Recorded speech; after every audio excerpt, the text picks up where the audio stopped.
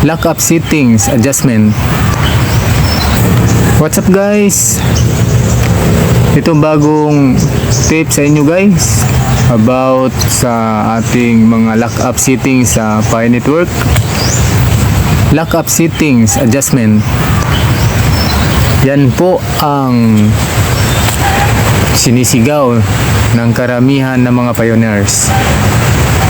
Kaya sa video pong ito ay re-resolbahin natin ang inyong mga sigaw. Mayroon pong sinadya at mayroon pong hindi sinadya. Kaya dito sa video ito ay pwede nating i-adjust dahil nagbigay po ng pahintulot ngayon ang ating Pi Core team na ma-adjust natin ang ating mga lockup settings. Ito guys, panoorin nyo hanggang katapusan. Ayan guys, dito pindutin nyo yung increase commitment upang makita nyo ang inyong mga lockup. Ayan, yung mga lockup natin i-adjust natin.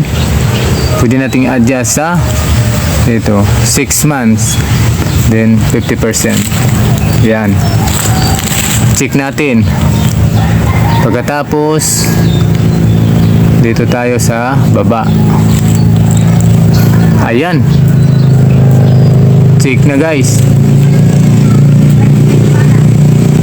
Lockup settings success. Kita nyo guys, lockup setting success. Ayan na, 50% then 6 months.